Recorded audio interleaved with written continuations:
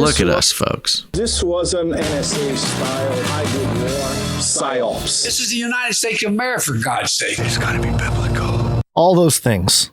Mm-hmm. All those things at once. All the things. CNN.com. Headline. An imposter Christianity is threatening American democracy. CNN. Yeah. Is chiming in. Yes.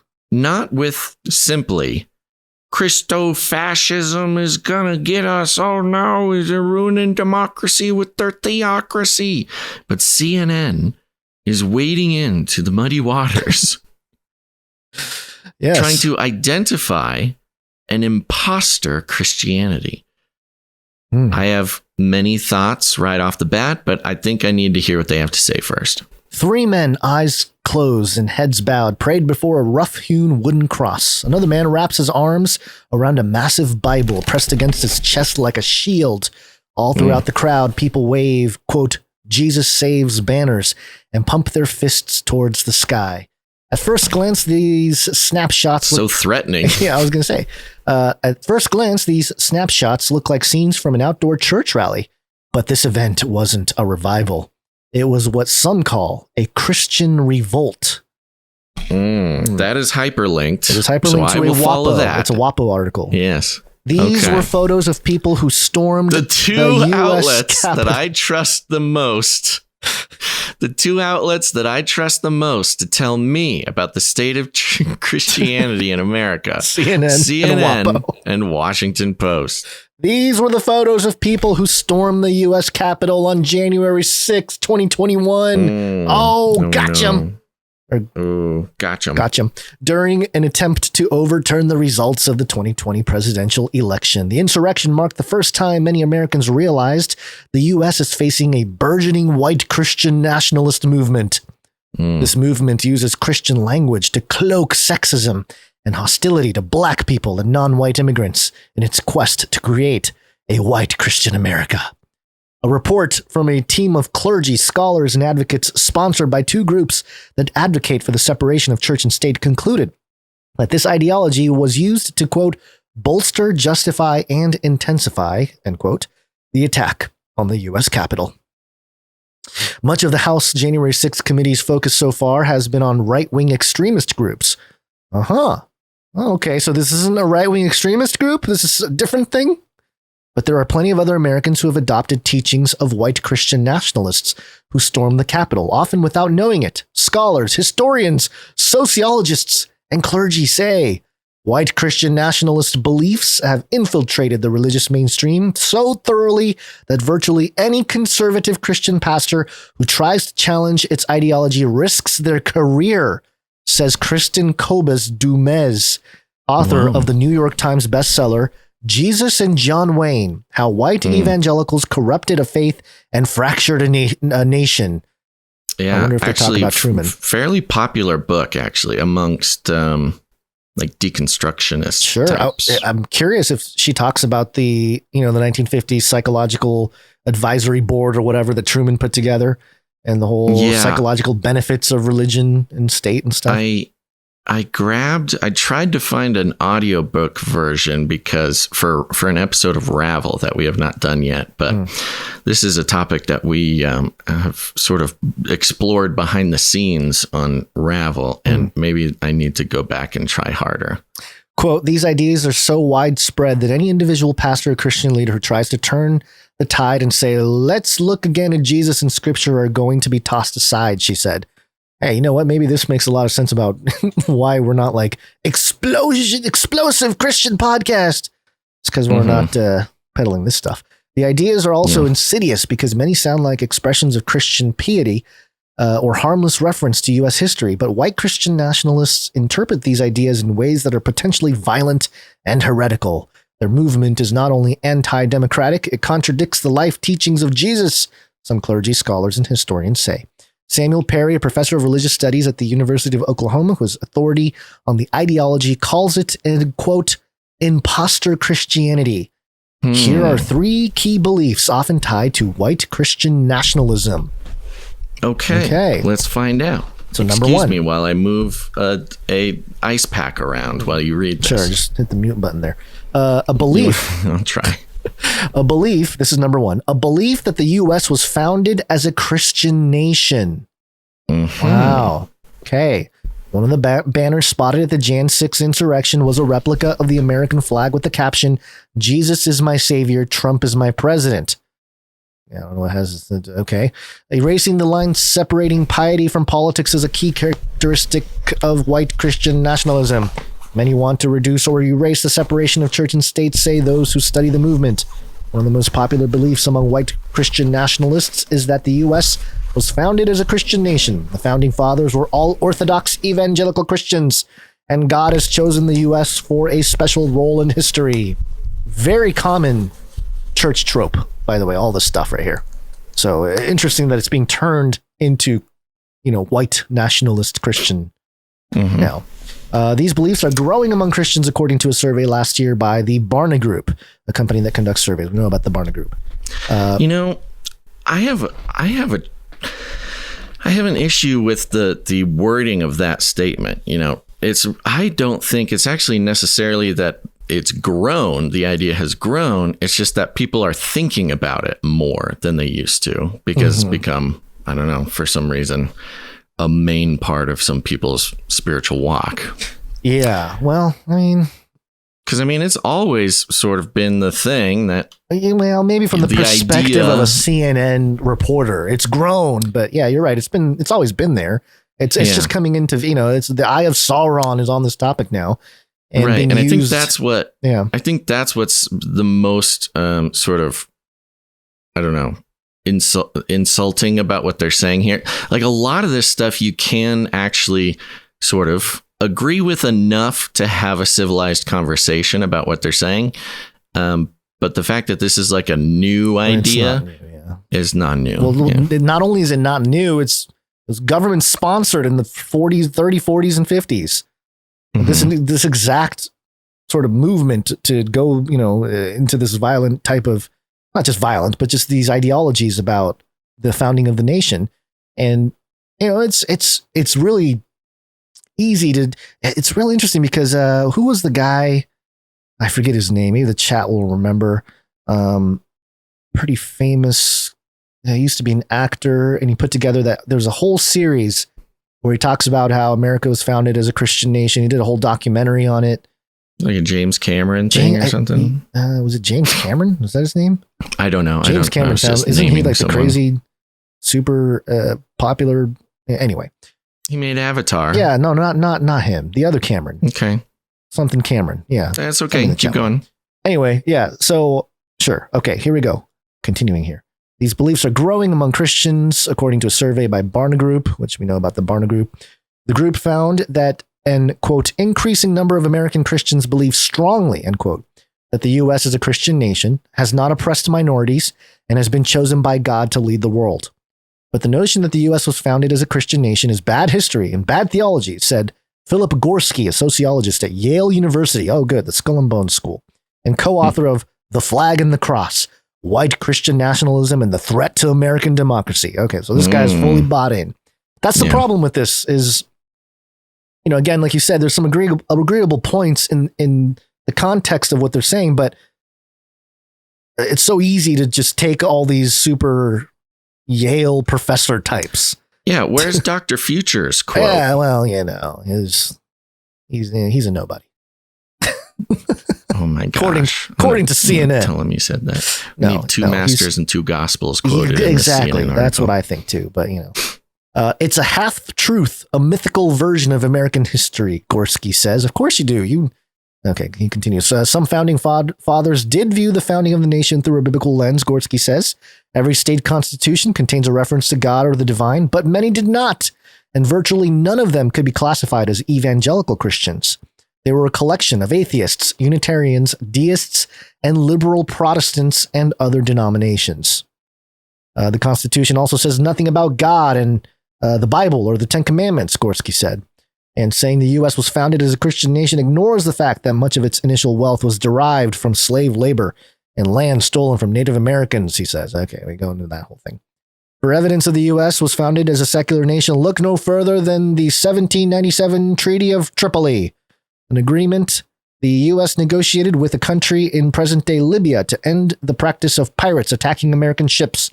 It was ratified unanimously by a Senate still half filled with signers of the Constitution and declared, quote, the government of the United States of America is not, in any sense, founded on Christian religion, end quote. Yeah, there's that. Does this mean white? Okay, so this goes on and on and on. Do we need to keep going on this one? Let's go to the next one. I haven't read it. Let's go to the next one. It. Yeah, go to the next one. So the next thing. The next what? The next point. Remember, there's three things of a Christian nationalist that we're looking for. Oh, you mean in the article? In the article, okay. yes. Okay. So number one was that this idea that America was founded as a Christian nation and that God has picked America to lead the way. Okay, so that's which we've been talking about for a long time. We know this. Yes, this is known. Yes. Number two, a belief in a warrior Christ. Videos from the Jan 6 attack show a chaotic tear gas soaked scene at the Capitol that looked more like a medieval battle.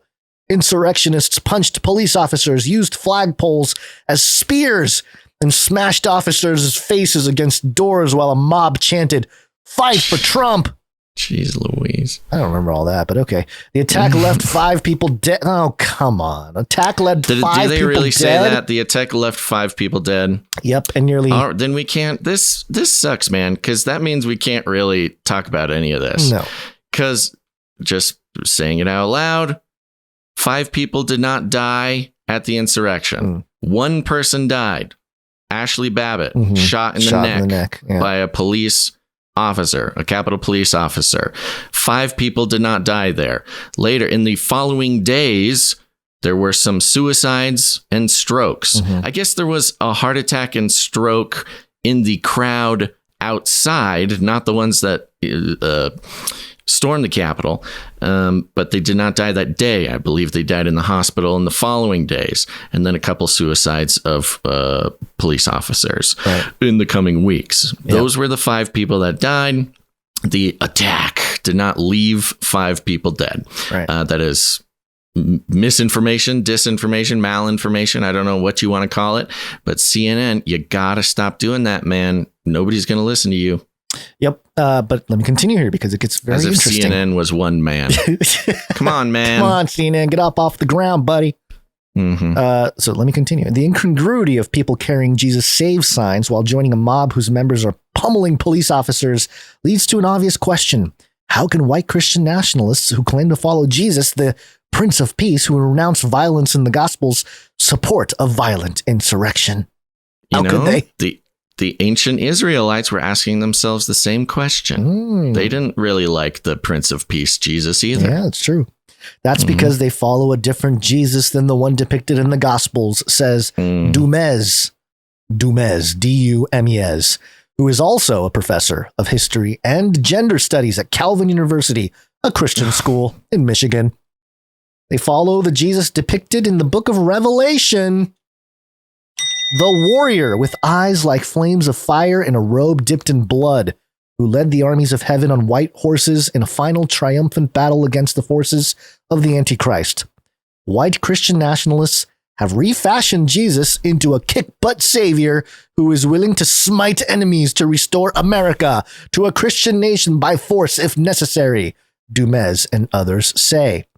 While warlike language like putting on the full armor of God has long been common in Christian sermons and hymns, it has largely been interpreted as metaphorical, but many white Christian nationalists take the language literally. That was clear on Jan 6. Some insurrectionists wore caps emblazed with God, guns, Trump, and chanted that the blood of Jesus was washing Congress clean. One wrote, quote, "In God we trust," on a set of gallows erected at the Capitol.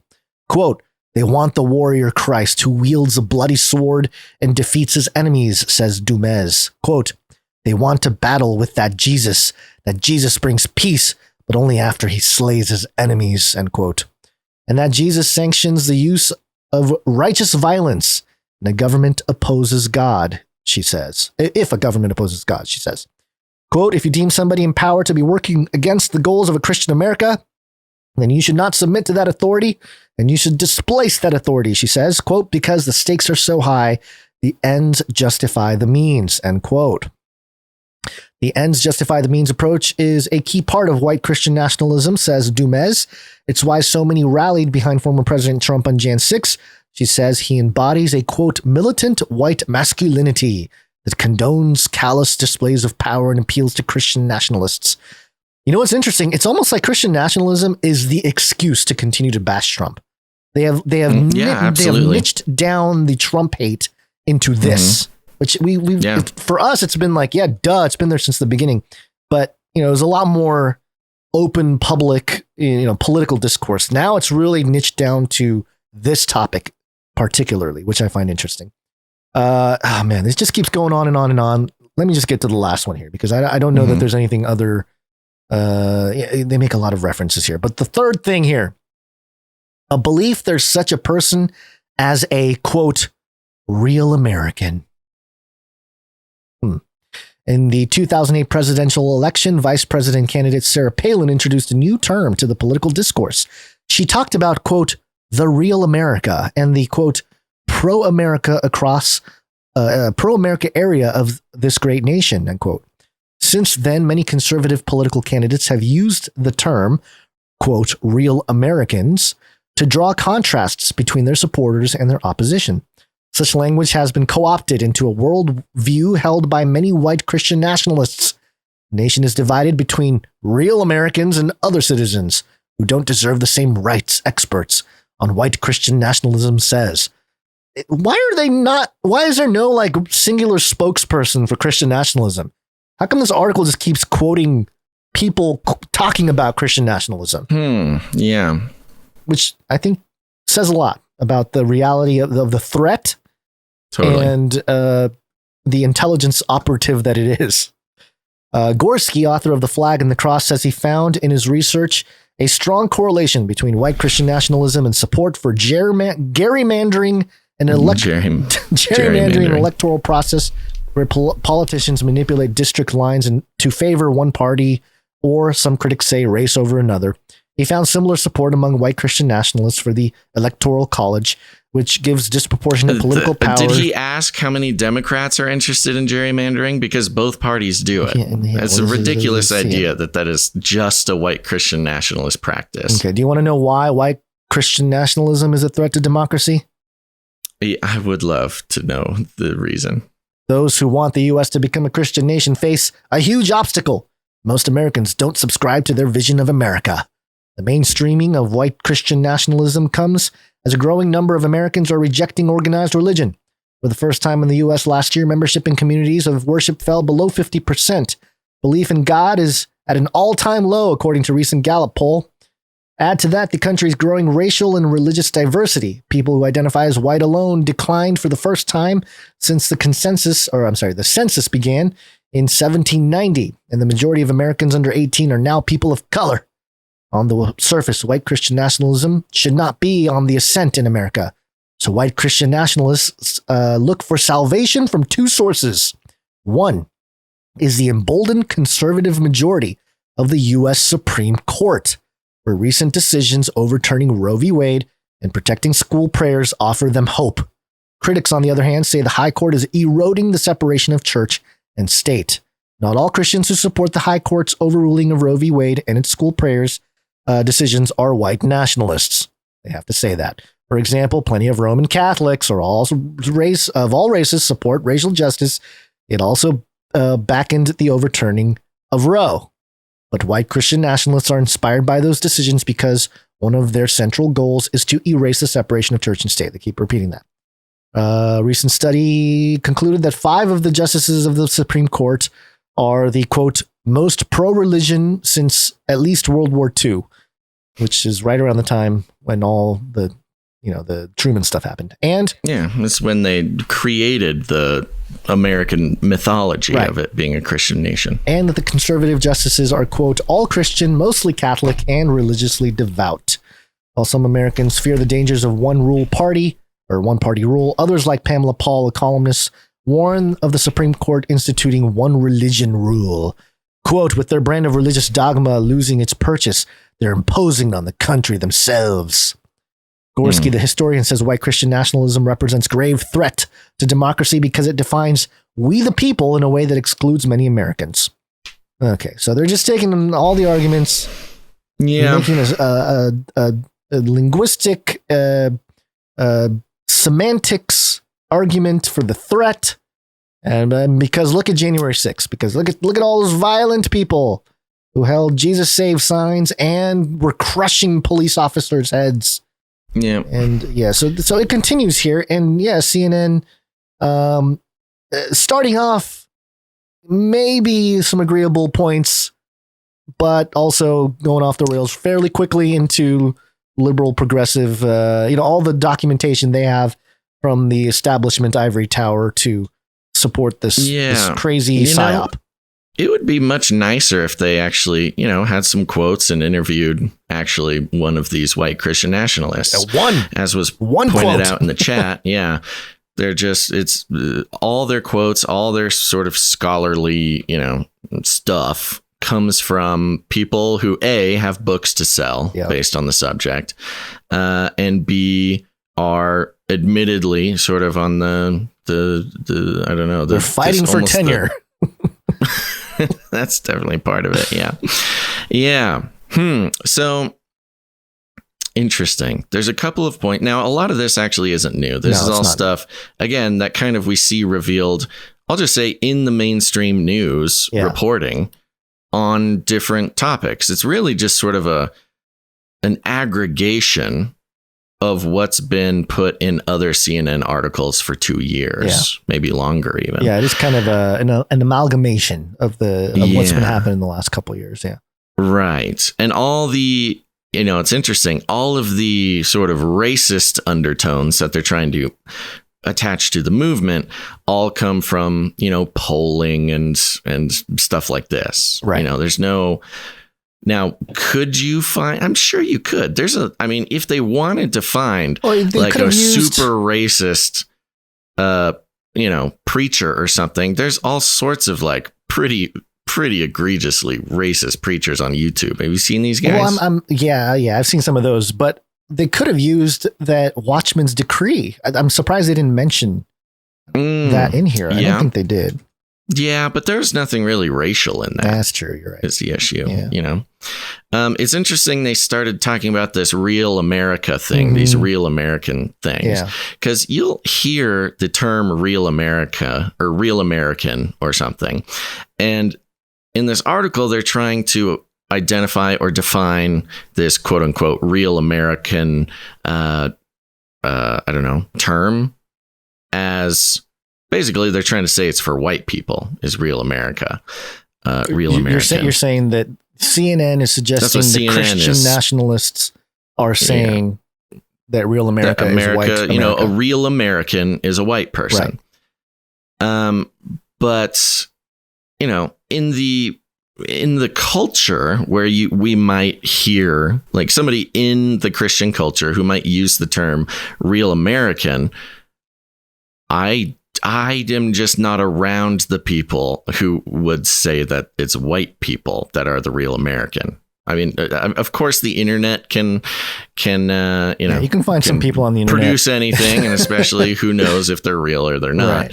Right. But this real American idea is kind of an amorphous one that they get to define themselves. Yeah, I find that to be annoying. I mean, with at the risk of sounding like a California progressive liberal, I've had people tell me, just growing up, I've had people tell me how like America, like you don't belong in America because you're Asian, basically. So I've had people say that to me.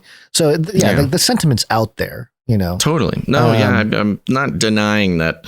Yeah, racism exists, and people are mean to kids, which is not cool. I know. I was like a teenager, and I was like, "Really? Huh? Okay." Did you say he was a teacher? No, it was just a guy. It was like I think we were on. I was on a trip, some swim meet trip, and we were with a group of swimmers, and we were walking around town, and they saw me, and they were like, "Hey, some guy was like, "Hey, you Chinese?" And I'm like, "No, sir." And he said, "Go back to where you're from," and blah blah. You start yelling. And I was like, "Okay." And like some of the other people would kind of whisk me away, kind of thing. I didn't think anything of it at the time. But there's stuff like that whatever. I was like 16. I didn't know.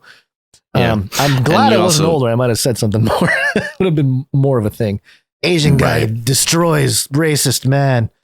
Yeah. But anyway, Yeah. So when they talk about, white American being the real Americans, with right over this part in the article with a giant picture of Sarah Palin, and what do they say here? Such language has been co-opted into a worldview held by many white Christian nationalists. So it's a co-opted definition. Yeah. The nation is divided between real Americans and other citizens who don't deserve the same rights, experts on white Christian nationalism say. Yeah, so it's again, characterized by the experts. Yeah, it's these quote unquote experts on white Christian nationalism who are selling books, and their whole career is based on, making a scary enough representation of this idea to keep their tenure or whatever. Right. But they admit that it's co-opted. Mm-hmm. This thing is co-opted. Anyways, it's funny because they're kind of co-opting the description of Christian nationalism by saying they have co-opted the phrase "real American." Yeah, very interesting. Well, I didn't read this article beforehand. You brought it. Mm-hmm. I was kind of actually hoping for more, with CNN's new leadership and direction and things like that. I thought this was going to be a lot more thoughtful than it was. I think there's a line. Yeah. A lot higher quality journalistically than it was. I actually had some hopes that this would do better than it did. Well, in the context of creating this threat, fabricating this bigger threat of Christian nationalism, white Christian nationalism. Or at least, if I may, sure. Or at least representing it as a bigger threat than it actually is. Threat.